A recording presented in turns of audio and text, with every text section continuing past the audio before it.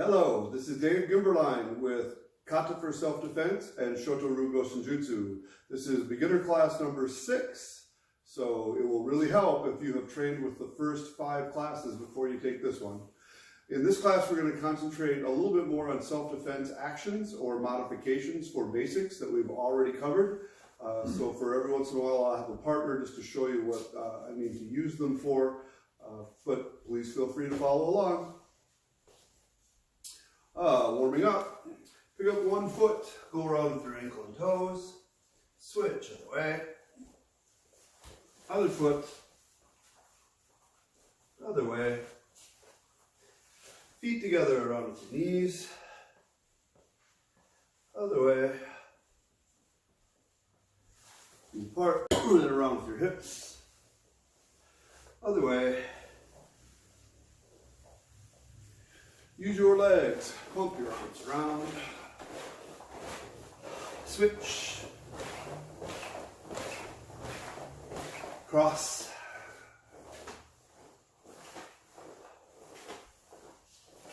twist, look behind you, take nice deep breaths.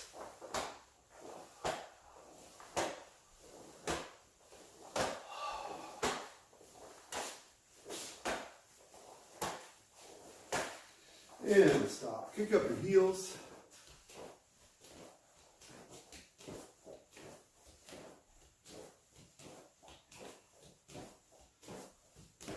Put one foot in front, swing your back leg up, get your hands. 1, swing. 2, 3, 4, 5, 6, 7. Switch feet. 1, 2, 3, 4, 5, 6, and 7. Turn your toes out and squat all the way down. Put your hands on the floor, straighten your legs. Squat, straighten, squat, straighten, squat, straighten, and squat.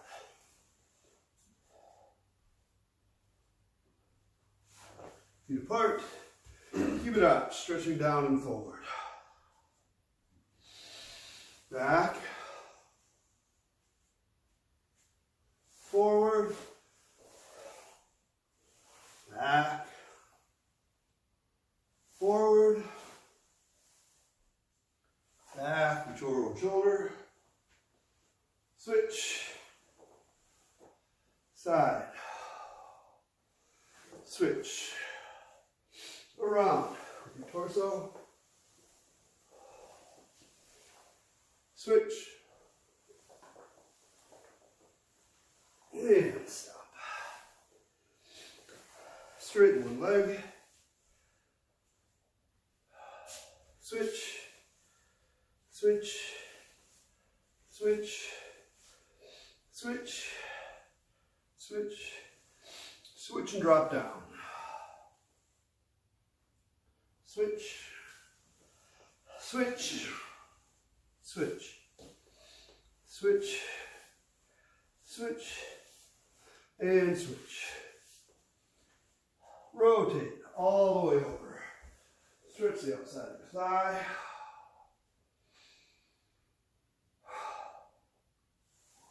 Back,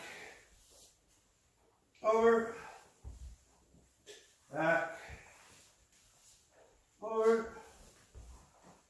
back, over, and back. Switch. All the way over. Stretch the outside of the thigh. Breathe deep. Back, over, back, over, back, over, and back.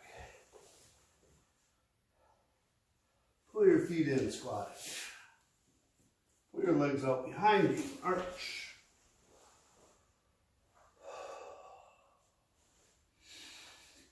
Stretching back. Touch your chest to the floor. Fold again. Feet in, squatting. Straighten your legs. Roll up. Round with your hip. Switch. Side, side. Squeeze one knee up into your chest. Switch. Switch. Switch. And switch. One more. Switch. Reach around behind. Grab an ankle. Pick your leg up as high as you're comfortable. Switch. Switch. And switch. Straight out your legs. Turn, straight uniforms.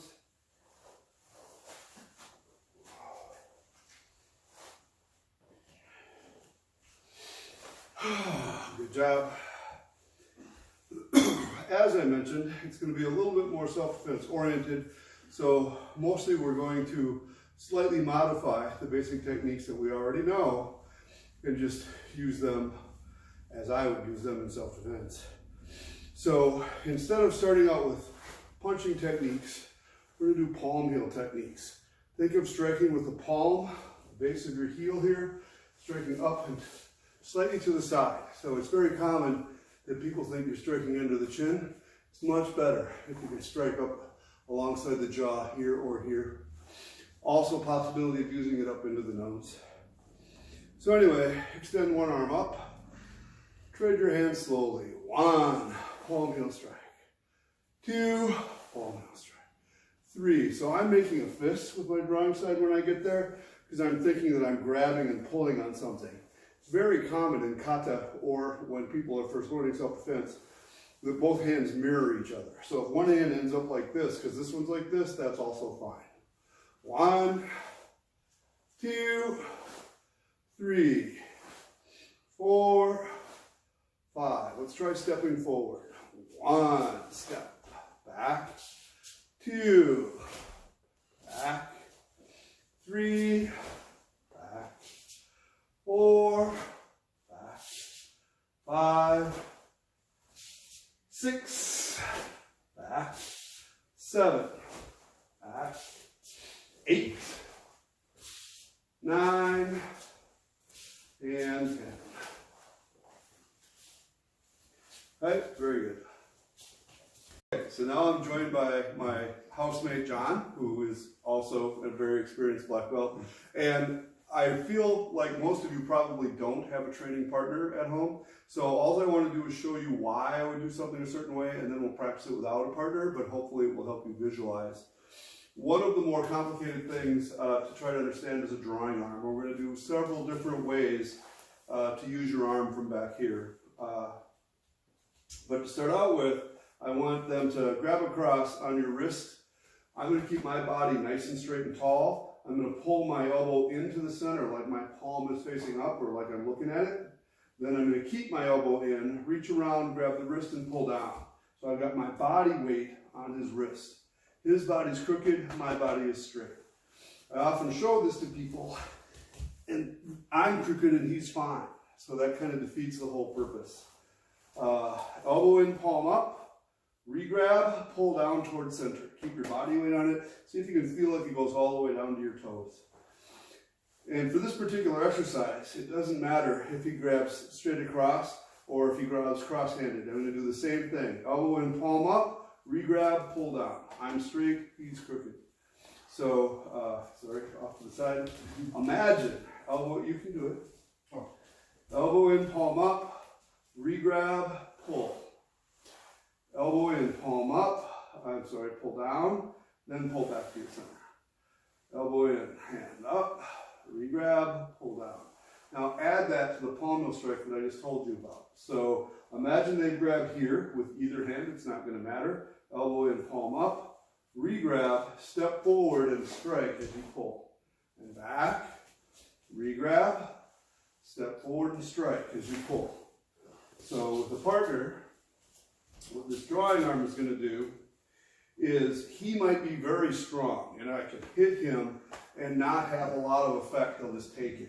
If I can, at the same time, pull, give him that little jerk, it weakens him just slightly, plus I'm going to move forward. So now that I've got this grip, I'm going to step in and pull just as I strike.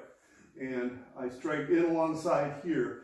It might feel similar to people who've done spear hand strikes. Just turn your wrist a little bit. But you want this part to match up with this part of the jaw.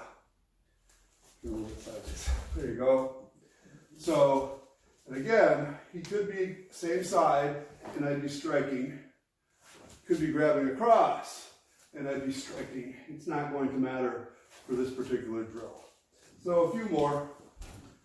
Regrab and step. 1, regrab, pull, back. 2, regrab, pull, back. 3, back. 4, back. 5. I have to point something out. It's super common when working with a partner, especially if you've already been taught to try to shift away from your partner. People keep adjusting their feet. So what I want you to try to do on this regrab is step, boom. No switching around, no adjustment. But you see a lot of people moving their feet, and sometimes 2 or 3 or 4 adjustments to get moving. You don't do that in Kata, almost never. Almost always in Kata, you only step. And people say, well, that's because they left all the shifting out. I don't think it is. I think it's because that's how they meant for you to use it. Okay.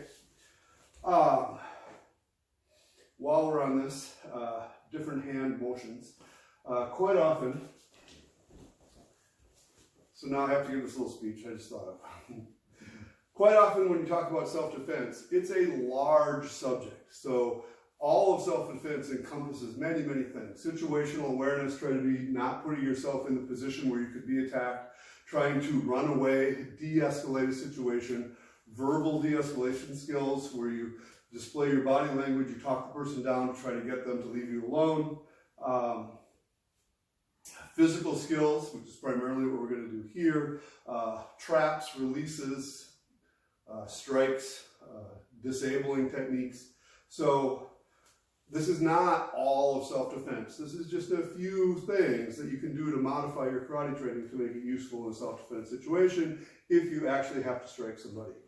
So quite often, to remember, self-defense striking targets are eyes, ears, nose, throat.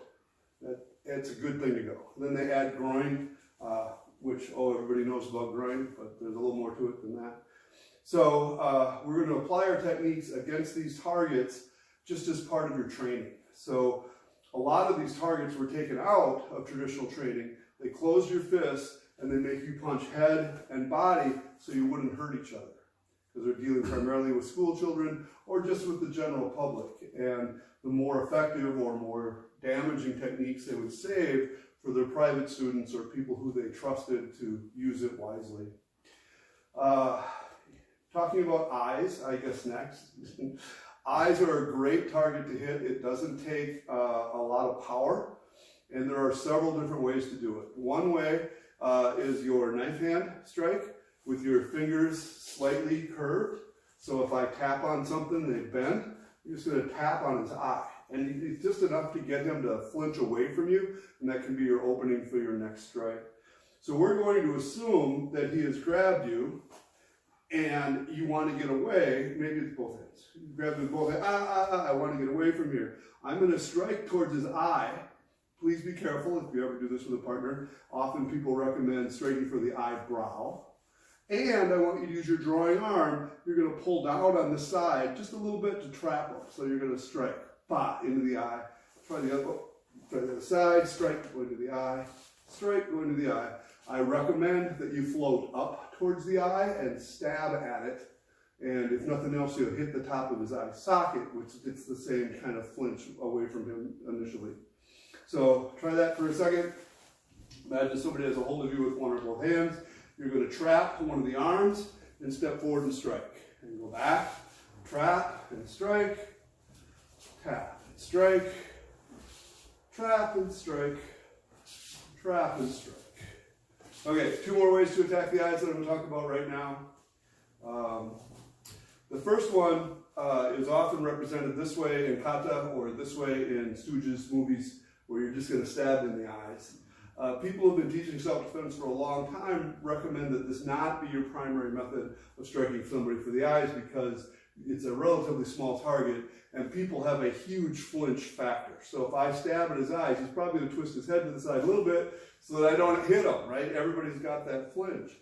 So this doesn't have the best chance of striking, even though this shows up in Kata sometimes. What they recommend instead is that you make your fingers into a cone, or I don't know what you call that, a hollowed out. Like if you're picking up a cone off the ground, a traffic cone, and your fingers are spread this way, your fingers have some stiffness to them, but they're flexible, they will bend.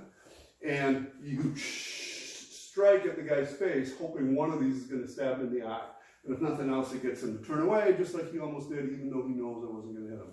You know, your eye wasn't going to hit him. So it can be the same thing. This time he starts with this grab. I'm going to go here and strike out for the face. Don't confuse this with the palm heel strike. Do one or the other. Don't try to think, yeah, I can do both at the same time. You'll end up with neither one of them being effective. Either strike or stab at the eyes.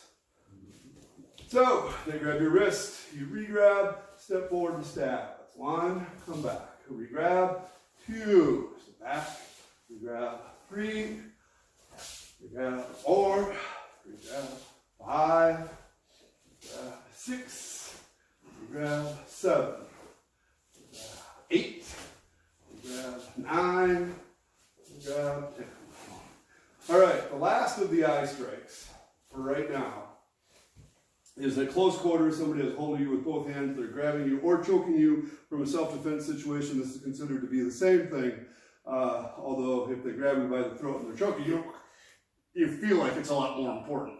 But even here, this is very intimidating, but physically we're at the same distance. So quite often, if you ask a karate person to grab you, they come up and grab like this because we are not comfortable being close.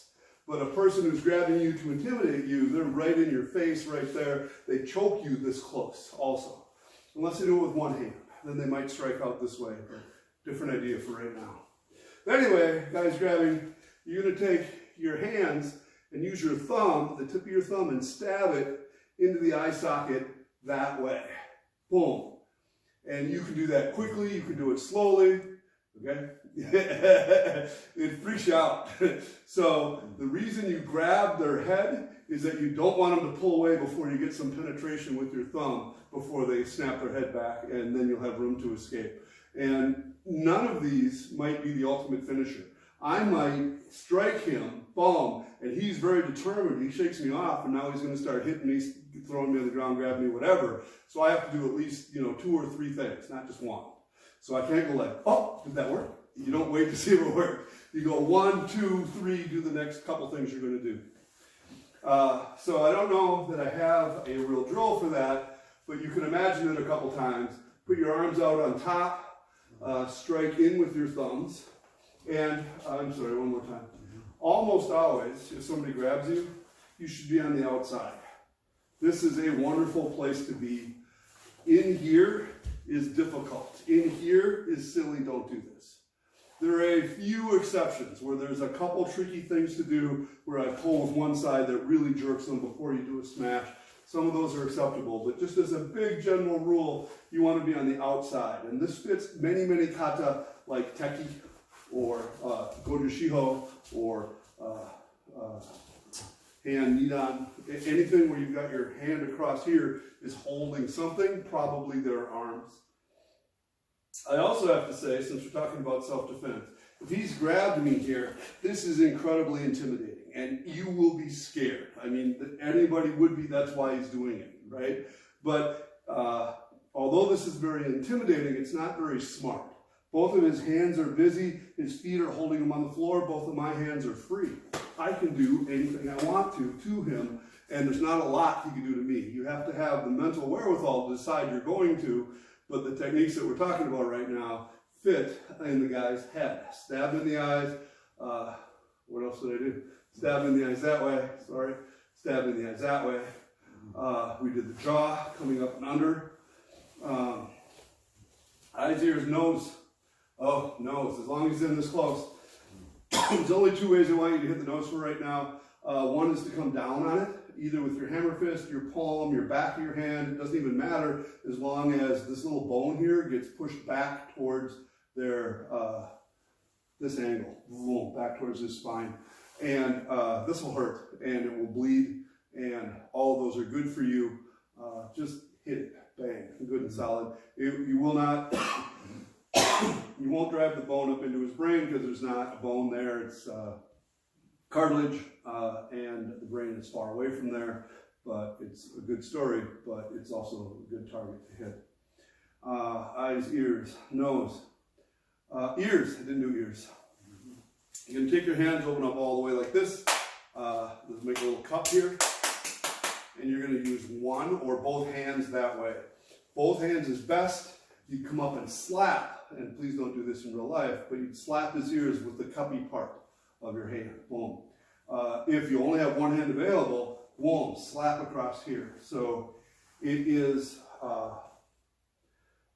more common, a more natural reaction a lot of times for women to just want to slap the guy, but his face will just move. It doesn't cause them a slight irritation. Use that same slapping motion and slap his ear, and you'll get a much bigger effect. Come way across and hit, way across and hit, and I'm still trapping this arm with my drawing side. Throat. This is a great one. I have a couple here that I want to talk about. The primary thing I want you to do with your hand is put your hand out in front of you and turn it to the side, and you're going to strike with this bone. So this bone is in line with your wrist. You can hit your own throat with it a little bit if you want to. And your goal here is to drive that bone up and back into the guy. And it's a pretty solid hit. A push doesn't work as well. So if he does grab and you choose to do this, you'd hold one arm down, strike back into the other side till you get his head to snap back out of the way.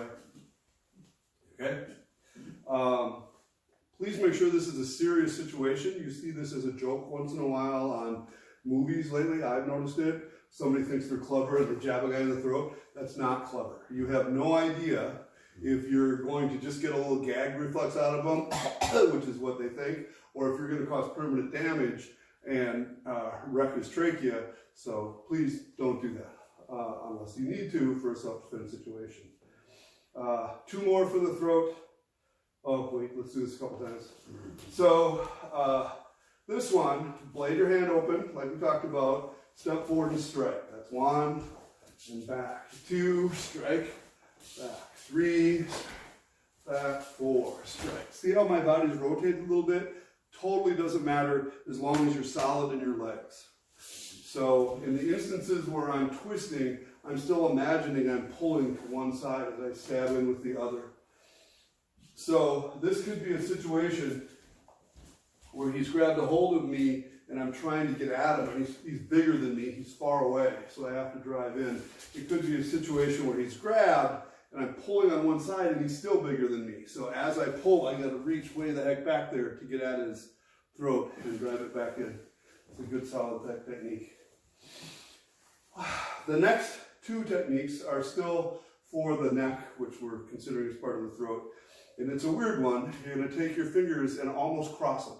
So they reinforce each other this way. Hurts. That way, okay? So there's two ways to use this. Neither one of them are pleasant. I have taught this to people like who are police officers. They said, what do we do if we're in trouble? And I got to get away from a guy. And I said, do this. So they've got a hold of you. You're going to put your fingers right here, and you're going to stab straight backwards till the guy moves. He'll move. This is not a strike. It's a quick penetration technique. Go from here to here till his head snaps back out of the way. Okay, so again, not with your friends, although this one is safer than the big throat strike one. You're going to put your fingers right here above this sternal notch. Is that what they call it? Mm-hmm. You do it. Fingers. Push back. Like that. And you don't even have to be that careful. The guy will move. So again, you're not striking. It's a good, solid, quick penetration technique. This next one is more similar. And this is getting now into the pressure point type techniques. Let me face this way for a second. There's his throat right down the middle of his neck. You got the two sides. About a quarter of the way through here, this is going to be your target driving up and back. And you could call this your vagus nerve. You could call it your carotid sinus. But what you want to get is a vasovagal response, where the guy is going to try to get away from you, and he might start to lose balance or consciousness just for a second. So again, this is a situation where somebody might have a hold of you or you're striking. I'm going to take these two fingers and stab here backwards, and you get a big response for the work you put into it. As long as this guy is relatively healthy, you're going to be okay. If he has super high blood pressure, has problems with plaque, has other issues, it's not a good idea to hit them in the neck anyway. But if you're defending yourself, so here, re-grab, stab me once. Yeah, pretty good. I can go up just a little bit more. So you got it. All right, right there. Yeah, that's good. And by coincidence, instead of your finger, which is what I did here, you can also do this with your thumb. So this is an interpretation for people that know Heian Yondan. This can be for your eyes, but also this could be both sides here, stabbing with your thumb up and back. You'll see occasionally, so the basic way people do this is like this. You'll see some styles do it like this. You got to start to think that's an interpretation, that's where that came from, or they're striking this way. Also a good technique for another day. So eyes, ears, nose, throat. We haven't gotten to groin yet, but we will. Eyes, quick review. I said cup your hand just a little bit and stab. Grab a cone and stab. So pick one of these and practice them. Don't say, oh, I have to do all 10 techniques. Just pick one. Or use your thumbs. If you're at close distance, and push your thumbs back into the guy's eyeball till he moves or backs off. Ears, you're going to clap them from the side, either with both hands or one hand in a slap. Nose, I said strike down or possibly strike up. Good solid hit though. Try to get him to again back off. Throat, God, we had a bunch of great ones. We had the throat stab this way. We had your fingers going up into the side. We had your fingers going above the sternal notch. We have your thumb driving up and into the side. Those are all good ideas. Eyes, ears, nose, throat, groin. All right, so I want to transition now into more normal training of our basics, and we will be targeting the neck and groin and inner thighs quite a bit as we do that. There are a couple modifications or training methods I want to show you. One is hitting a bag. So if you could put this on your body there, please angle the other way. Thanks. I'm going to hit this way with my downward block. So on this technique, you want to wind your arms and hip up, and then unwind your hip and let it hit the bag. So it is similar to the stretch that you do at the beginning of class as a warm-up. Now he just runs into this. So you swing this way and this way. This way and this way. Try to relax your shoulder and let the weight settle. Okay? The weight settle down. Big wind up with your hip, big explosion. As you get more comfortable with this, you can start to step out like the first downward block of Heian Shodan. I would caution you, my angle of hitting here is about here. It is not here. So because I'm turning towards the target, people think they should keep turning, and that makes this a bad angle. You're stronger across your back. Not quite straight sideways, but just short of straight sideways. So the actual angle they teach you here, or for that matter here, is what you want to hit with when you hit the target. If you start slowly, if you feel this in your shoulder, you have to put your shoulder down or you'll hurt your shoulder socket. It's nice and down and heavy. Doesn't take any effort to start to get a good zip. And it's way worse without the bag when you're striking into, remember I mentioned we were going to get into groin, lower stomach, groin, inner thigh, anything in this area, pubic bone. Those are good strikes. So where this would show up in kata is maybe heian shodan. You want to do this side for a second. Say you have an attacker that comes up behind you and grabs your elbow. Yes, and they start marching you forward. This is a self-defense situation. Very common against a large person against a small person, or a man against a woman. I'm going to pull my hand away this way, and then I'm going to swing down and into the groin. And at that point, he still thinks he has me. He's reaching for me. Okay, so that is the first downward block from heian shodan, with just a little extra bit wind up before you go. So they take a step forward, and I encourage people to give this a beat. So if somebody comes up and grabs you, and right away you struggle, grab my arm a little more, they know they're in a fight. If they come up and grab and walk you a beat or two, they don't know that something's wrong, and you have an opportunity at this moment to say, wait, is that my friend? Because sometimes people come up and grab you and they're just being goofy. If you do this, just one, walk me. 1, 2, and then step. 3, driving in and back. You got a palm heel strike if you want, keep consistent with today's classes. Let's say he's on the other side, he walks you forward. 1, 2, 3, 4. Drive in through the body. So that's the whole first half of heian shodan. Could be other things, I guess, as long as I'm thinking about stuff. It could be that he grabbed your wrist and this downward block is getting his hand off you. That's why your hand's here, and that's why you would ever go 1, 2. And again, it doesn't matter if he reaches straight across or here, you can still knock the hand off and then hit or hit. Okay, so this one. I have 2 techniques that we have to learn for hitting into the lower body. One is your knee, and you might think you already know how to do this, but there's a very simple exercise that really helps understand. This is kind of a cat stance, which is just partway through your front stance. Okay, so I was here, right there before I get out there. And right here is my striking point, and I want my hip in front of my foot when I get there. So the drill for this is you get to hold the bag. There, stand there. Hold on the sides. Yep, stand up against your knees. So you're just going to stand there. I'm going to hang on to his shoulder so when I hit him, his head doesn't hit me.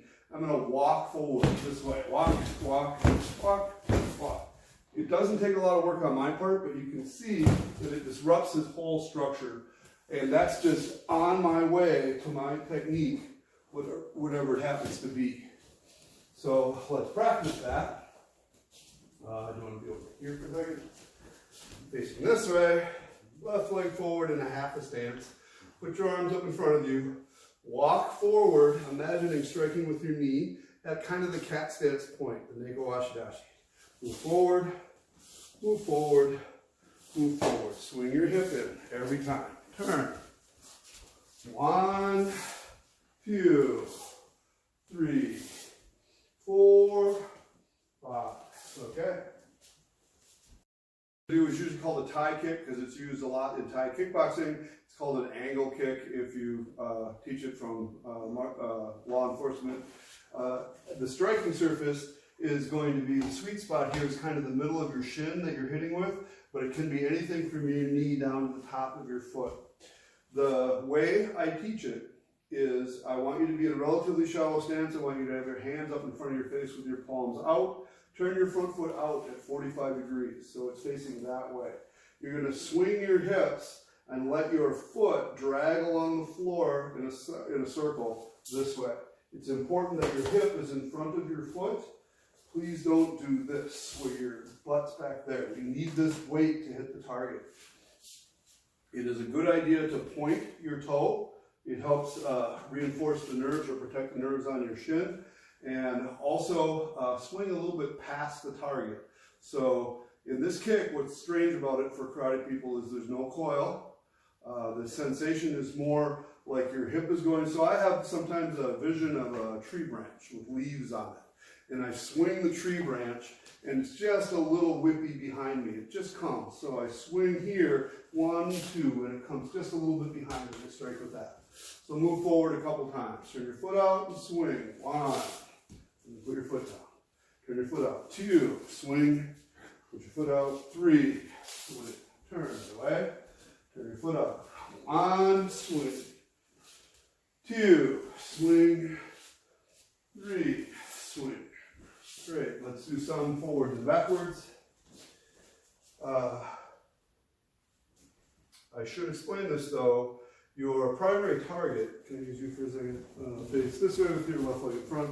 If he's standing this way, my primary target is the outside of his thigh here. I would just smack it with my leg. My body weight will hit it.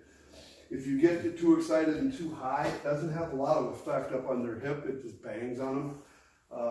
You see Thai kickboxers and stuff hitting the ribs a lot. They do it great. It's not necessary for our purposes. You want to keep it down low. Switch your feet. If the other foot's in front, anything from just below the knee up into the groin. So this causes pain, that causes pain. All along the spermal nerve angle causes pain, up and including the groin. So that foot in front again. So you come across here and smash. And this technique is found anywhere where you pick your leg up. So in Teki, strike, go. In hand, Godan, strike, go. In hand, Sanda, strike, go. Any of those places where you're picking your leg up. Using your shin, your inner thigh, your knee. It's a possible interpretation of those motions. So, a couple moving forwards and backwards. Left foot forward, arms up in front. Turn your left foot out, swing. 1, keep your hands up in front of you. 2, swing. 3, swing. 4, swing. 5, swing. Turn. 1, 2, 3, 4. And I'm going to hit the bag a couple times, but just kind of for a demonstration. Don't, on a different day, we'll worry more about striking things. We'll have a whole session on striking. If you have your left leg in front, if you have a bag holder, hold it in. You want the bag to be at the same angle as the guy's thigh.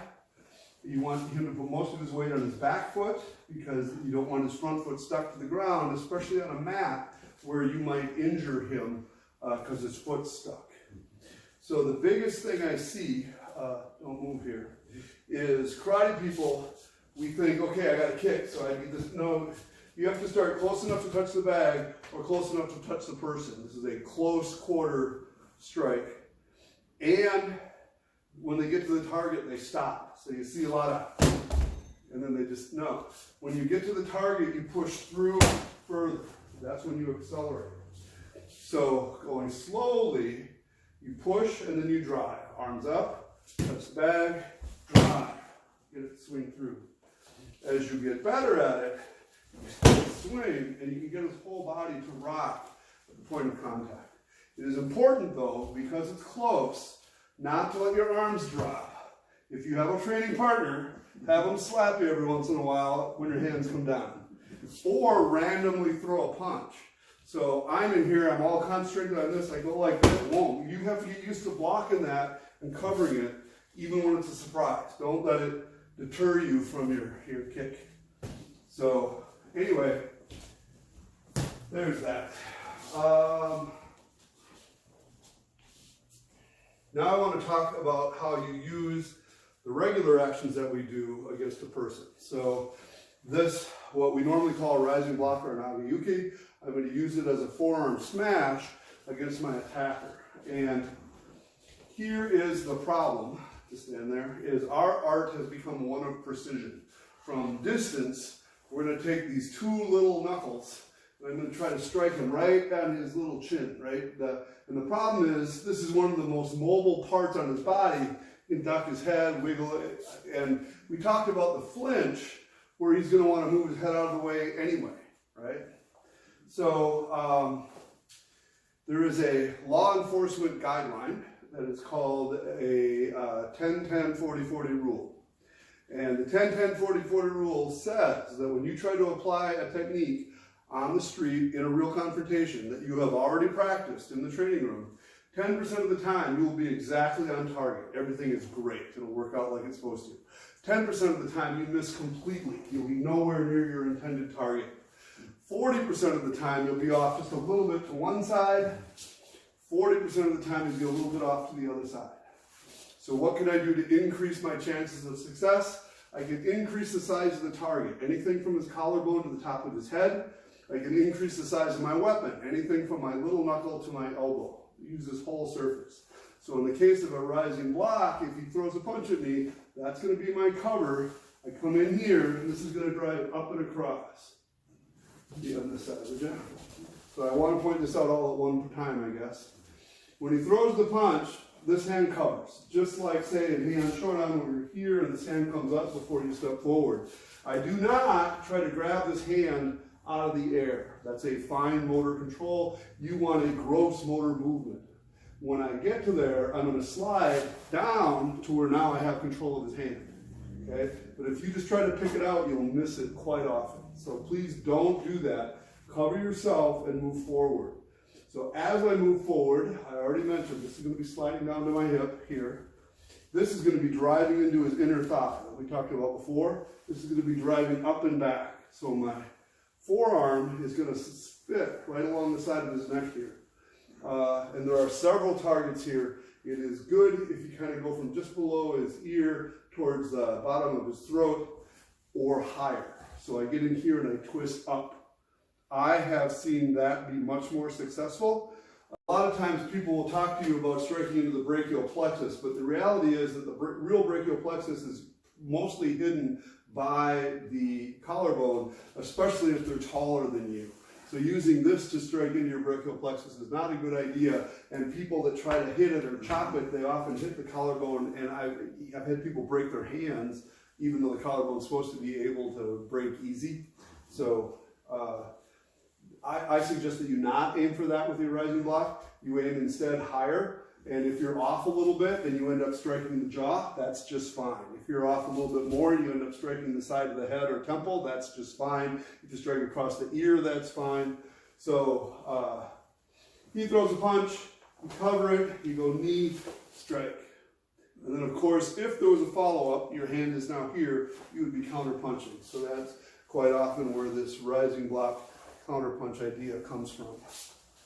So I guess I have one more thing to say about that. So that is one reason why your hand would be here before it punches out. Another reason is the person has grabbed you and they're going to punch you. And you have this flinch to protect yourself, right? Now if I'm just a little more aggressive with this flinch, it starts to come across his head and push him backwards. That's a big plus. But he gave me this hand to use. So as part of my motion, I'm going to roll this down along the side. And I'm scraping on the nerve here. Can you see his hand weaken and his whole body weaken as I strike up into here? And then your finisher would be the follow-up strike here. So that starts to look a lot like 1, 2, which is one of our basic ideas as far as what a rising block counterpunch is supposed to do. So they would grab and punch, and I'd come in and block it, and then I'd finish with the punch. So those are things you can think of as we go through the rising block. So we're down here. You can have your left foot, left hand in front. Your left hand comes up to cover your head. You step forward and strike. 1. And practice the other side. Cover. 2. Cover. 3. Cover. 4. Cover. 5. Okay, so I don't want to get too complicated on this. But I do have drills that I use when I have a partner. You have to come back again for a second. And that is, put your left foot in front a little closer because we don't have room. He throws the punch, and I go 1, 2, and I drive him to here. And then I let go. And he throws the other punch. I go 1, 2, and I let go. And he goes 1, 2. So you just get used to the idea of covering and then driving forward and backwards. And people say, well, what if he throws 2 punches? You might not care. Well, let's say he might throw 2 punches, and I got there so fast that that hand never had a chance to make it. And there is a tremendous pain withdrawal reflex for that arm and body to escape if I've grabbed here, struck here, and struck here all at the same time. Even just in place, if you try to punch me with that, and I strike, it pulls away. But if he does get 2 punches off, then you would go 1, 2, 3, and you continue forward, much like Heian Shodan, with the 1, 2, 3 idea. You just keep going forward till he falls over backwards. So please keep that in mind. We're going to try again a couple times. 1, block, strike. Relax for a second. 2, block, strike. 3, block, strike. 4, block, strike. 5, turn away. Now make sure your knee is coming forward to strike his inner thigh. 1, block, knee, strike. 2, block, knee, strike. 3, 4, block, knee, strike. 1 more. 5. Good job. Okay, so that's, I think the way most blocks were designed is to be moving forward and actually striking your attacker, not blocking as we think of it. On a different day, we'll do partner drills for kumite that involve 2 people moving back and forth, and I'll explain why those blocks are perceived to be that way, even though they aren't used that way in kata. Any move where you have a wind-up, so that is a downward block, an inside block, or a knife hand block. The wind-up part is the block part, and the strike is at the end of the technique. So can you be here and put out a punch? There you go. If he is punching at me here, and I am going to go 1, 2, this hand goes 1, 2, okay? This again is getting up along the side of his neck, driving down, and I demonstrated this, but I didn't do it when I did the thing, and that is this hand would be coming out in possibly the palm strike we already talked about, possibly a finger strike that we already talked about, and then a follow-up strike here where I trap his arm and hit him in the side of the neck. So again, that's this position. So that's a lot of information at one time. What I really want you to think about, can you just put your hand up there again, is block, block, strike. That's what I want you to worry about. The way it works energetically is his nerve is weakest towards the thumb, and if you're dealing with the other side, away from his little finger. So if I was grabbing, I'd be pushing this way towards his thumb and away from his little finger. When I'm striking, this brushes towards his thumb. Be strong ones. Even if he's strong, if I strike it this way, you'll see this get weaker just for a second. Sorry about that. And then I would transfer it, follow up with my strike here again, where this hand rotates into the nerve on his neck. So please remember, towards the thumb and then down. On any of these wind-ups, inside blocks, downward blocks, if you wind up your rising block, it's true there too. So moving forward, we're going to do knife hand blocks. In a back stance. So somebody's punching at your face, you pick your hands up to protect yourself. You're going to block with your right, hit with your right knee. That's 1. Then finish the technique 2. Now do it with the other side. 1, cover, strike. 2. 1, cover, strike. 2. 1, cover, strike. 2. Turn the other way. Try 1 count. 1, cover, strike. 2, strike. 3. 4. Good job. Turn. I guess what I do have to say, and I believe I've said this before, is if I am using any of these actions as a block, my hand and elbow belong in line. So, can you punch from here straight like an oizuki?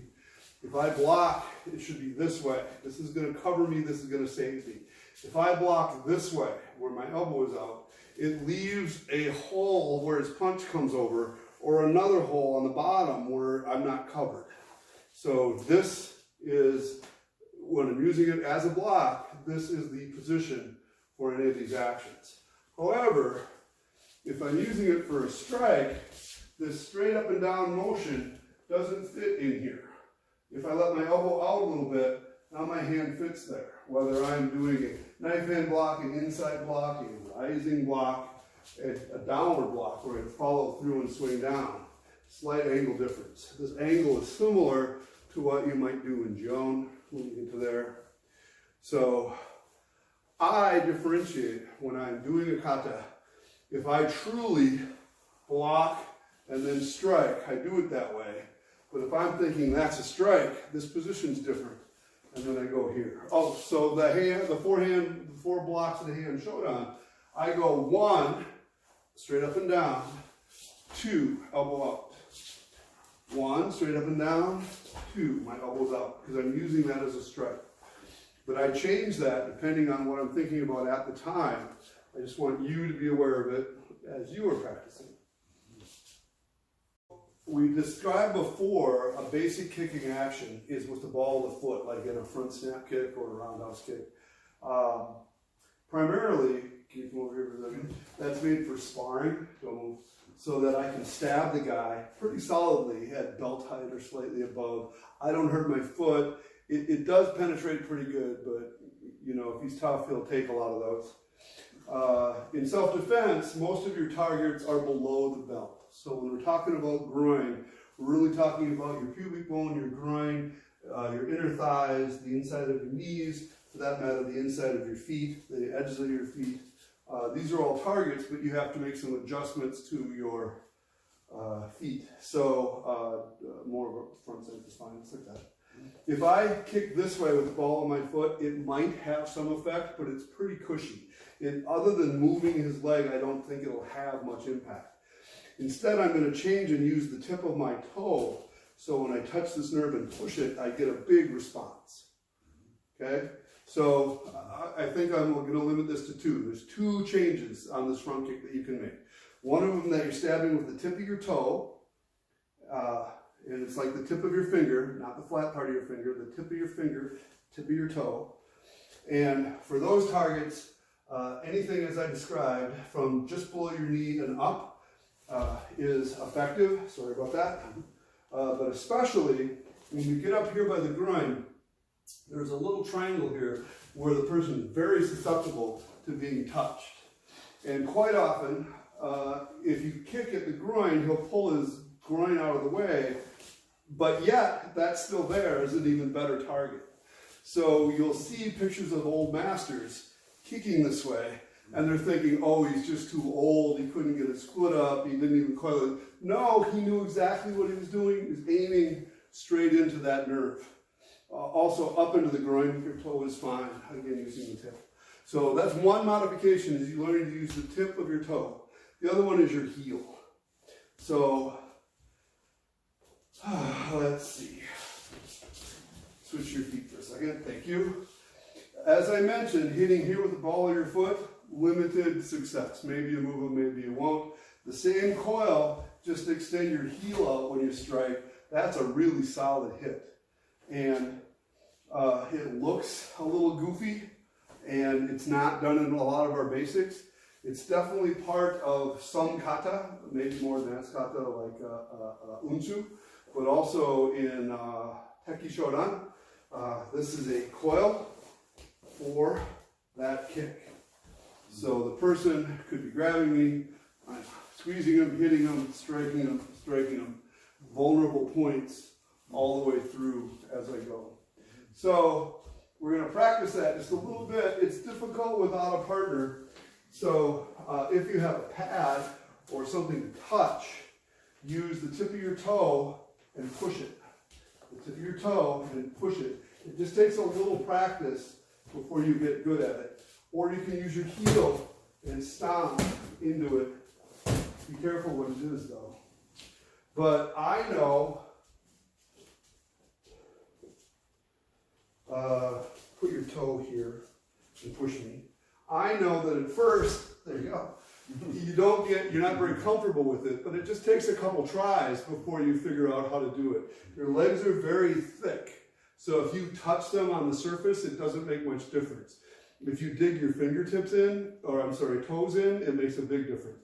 So after he kind of reaches out to touch me, he pushes the tip of his toe against the nerve, and it activates it and pushes it back. And this is similar to what you can do to somebody's arm. I can use my thumb and squeeze, and I get some reaction, but it's a broad section. If I switch to using the tip, I get a much bigger response for way less effort. So this is true thumb strikes, finger strikes, toe strikes. Using just a little tip gets you a lot more bang for your buck. So let's see. Let's say, no, that's handy then. We're just going to do front kicks and stab with your toes. Put your hands up in front, pick your leg up, and then stab. 1. Pick your leg up and stab. 2, 3, 4, 5. So I almost never do that without a partner. It's just weird without a partner. Turn another way. 1, stab. 2, stab. 3, stab. 4, stab. There you go. Turn. Now you're going to try to hit with your heel. So this has a lot more room for error when you're trying to apply it. And a good place to do is actually hit the inside of the guy's knee. But please don't do that with your partner. This is another area where you have no idea if you're just going to, oh, that hurts and it goes away in a couple minutes, or if you gave him an injury that's going to last a few months or the rest of his life. Your knees are not very forgiving from the inside. So, put one leg in front of you again. I'm saying that's a great target. I need you over there, I guess. That's a great target to hit. Turn. That's a, no, I can't see it. One more, there you go. One more, stop. That's a great target to hit, but don't hit the inside of their knee. About 3 fingers above their knee, that's a pretty meaty target you can hit and bang on a little bit without causing a lot of problems. Higher is also fine. Use some common sense though. Please don't randomly hit people there, especially if they're not expecting it. All right, we're going to try a couple of heel stomps. So there's 2 ways to do this. The first way is you're going to pick your knee up and stomp down with your heel. So that's what we're going to start with. Put your arms up in front. 1, up, down. 2, up, down. 3, down. 4, down. Turn.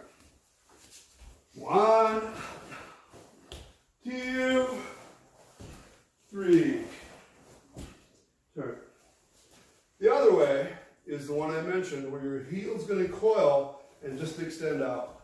So there's not an up down to it, it's just coming out towards the target. Please be careful because a lot of these thrust techniques are a little difficult, a little hard on your knees, and I don't want you to hyperextend anything. It's easier if you're hitting something, it's harder in the air.